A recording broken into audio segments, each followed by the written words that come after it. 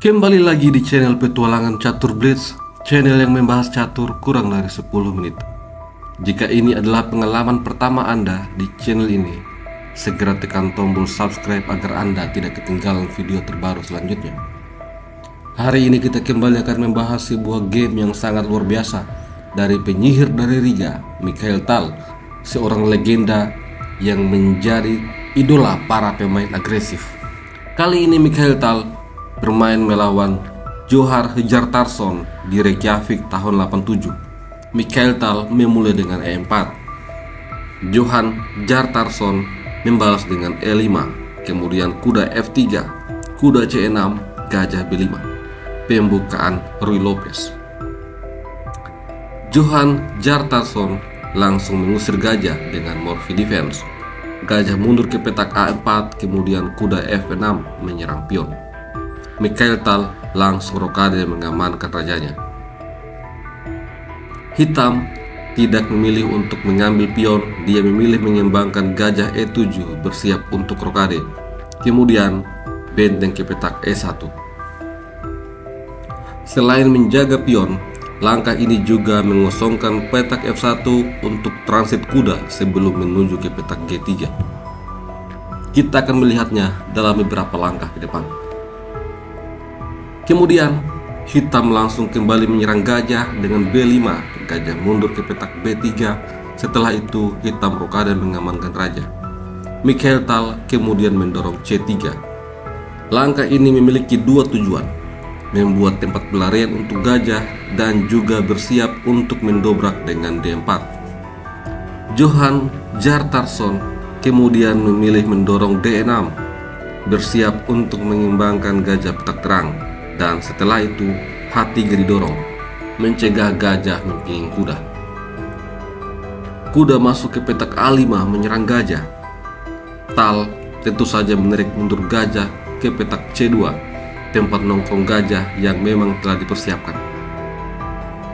Di posisi ini, Johan Hjartarson kembali membuat langkah agresif serangan melalui sayap menteri, C5 dan D4 maju untuk menantang pion.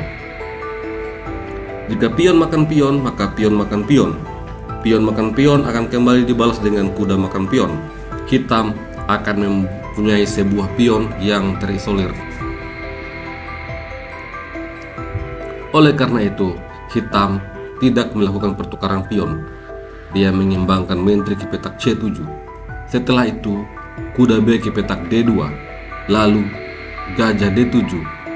Kuda transit di petak F1. Setelahnya, pion makan pion, pion makan pion. Lalu, benteng A langsung menyerang gajah. Di posisi ini, kuda tidak jadi menempati petak G3. Mikhail Tal membawa kuda ke petak E3 untuk menjaga gajah. Setelah itu, kuda ke C6 kembali menyerang pion. D5 membuat kuda masuk ke petak D4 untuk menyerang gajah. Dan Mikhail Tal tentu saja melindungi gajah yang sangat berharga ini. Gajah mundur ke petak B1. Sekarang Mikhail Tal ingin menjebak kuda. Namun demikian, Johan Hjartarson mengetahui ancaman itu. Dia mendorong A5, mengosongkan ruang untuk pelarian bagi kuda. Setelah itu, Tal mendorong A3 yang langsung mengancam kuda. Kuda ini sangat beruntung karena memiliki tempat pelarian yang telah dipersiapkan. Olehnya itu dia lari ke petak A6. Setelah itu B4, kembali tantangan pada pion. Kalau di sini pion makan pion, maka pion makan pion, benteng menyerang kuda. Kuda makan pion akan dibalas dengan gajah D2. Kuda ini tidak punya tempat pelarian yang aman, kecuali menteri C5 menjaga kuda. Namun dengan menteri B3, maka dipastikan kuda tidak akan selamat. Oleh karena itu, hitam tidak berani untuk menerima pertukaran pion. Dia mendorong G6. Gajah D2 dikembangkan oleh Mikhail Tal. Kemudian pion makan pion, pion makan pion, membuka ancaman benteng pada kuda. Menteri menjaga kuda sekaligus membuka ruang pelarian untuk kuda. Gajah ke petak D3 dibalas dengan kuda C7. Lalu kuda C2. Setelah itu, kuda ke petak H5 dimainkan oleh hitam. Dan di posisi ini, Mikhail Tal membawa gajah ke petak E3, bersiap untuk menyerang menteri dengan benteng.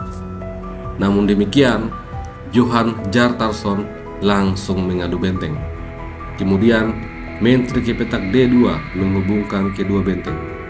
Benteng makan benteng, kuda makan benteng. Kemudian, hitam kembali membuat langkah yang agresif, F5. Dia akan membuat gajah terkurung. Oleh karena itu, gajah dibawa ke petak H6 menyerang benteng, dan hitam membuat langkah yang kurang tepat. Dia menarik mundur gajah untuk menutup serangan pada benteng. Di posisi ini, Mikhail Tal membawa kuda ke petak B3 dan akan masuk ke petak A5. Kemudian F4 didorong oleh hitam. Setelah itu, kuda A5 menyerang menteri ke B6, lalu benteng C1 menyerang kuda hitam. Hitam kemudian membawa benteng ke petak A8, dan di posisi ini Mikhail Tal membawa menteri ke petak C2 untuk menyerang kuda. Kuda mundur ke petak E8. Setelah itu menteri B3, lalu gajah F6. Di sini terlihat bahwa aktivitas perwira hitam sungguh sangat terbatas. Mikhail Tal membawa kuda masuk ke petak C6. Jika gajah makan kuda, maka pion makan gajah, skak, dan hitam akan kewalahan menghadapi sebuah pion bebas dari putih. Oleh karena itu, hitam membawa kuda ke petak H5, kemudian menteri B2, dan selanjutnya gajah G7. Hitam langsung mengadu gajah. Gajah makan gajah, raja makan gajah. Kemudian di posisi ini, Mikhail Tal membuat langkah yang sangat brilian. Benteng C5 menyerang pion B. Kalau pion makan benteng, maka kuda makan pion, menyerang gajah, dan ada ancaman open skak, di mana open skak ini bisa mendapatkan menteri. Oleh karena itu, langkah terbaik adalah kuda mundur untuk menutup. Tetapi kuda makan kuda menyerang menteri dan juga kuda. Setelah menteri menyelamatkan diri, kuda makan pion dan menteri kembali terserang. Meskipun tanpa benteng, analisa komputer menyatakan bahwa ini adalah keunggulan untuk putih. Oleh karena itu, Johan Hjartarson tidak berani untuk mengambil benteng. Dia melarikan menteri ke petak A6, dan selanjutnya benteng makan pion, ancaman open dan menyerang menteri. Di posisi ini, dalam keadaan yang sangat tertekan, hitam membuat kesalahan. Sebuah blunder, kuda C7 dengan tujuan untuk menyerang benteng. Ini langsung dibalas dengan benteng B8, mengancam menteri dan juga benteng hitam. Jika menteri ke petak A3, maka menteri makan menteri, benteng makan menteri, kemudian gajah mundur ke petak F1. Putih akan punya pion bebas. Oleh karena itu, di game sesungguhnya, Johan Hjartarson memilih untuk mengambil gajah, dan kemudian Mikhail Tal rupanya tidak tertarik untuk mengambil benteng. Mikhail Tal yang memang kepala batu memilih untuk mengambil pion dengan kuda. Ini juga langsung menyerang menteri dan mengancam open skak. Ancaman ini dibalas oleh hitam dengan menteri D1, skak. Raja lari ke petak H2. Kemudian hitam memainkan langkah yang sangat berbahaya. Benteng A1, ancaman skak mati langkah selanjutnya. Dan di posisi ini, Mikhail Tal menunjukkan kepada kita bahwa langkah yang dia mainkan adalah langkah yang penuh perhitungan dan sangat luar biasa brilian. Ini adalah posisi skak mat dalam 5 langkah. Mikhail Tal langsung melancarkan serangan itu. Kuda G4, open skak. Tidak ada tempat pelarian bagi raja, kecuali pindah ke petak F7. Dan kemudian kuda H6 kembali skak. Lagi-lagi raja kali ini dipaksa pindah untuk bergeser ke petak E7. Setelah itu kuda G8 kembali skak. Raja tidak punya pilihan untuk lari. Sampai di posisi ini Johan Hjartarson langsung menyerah.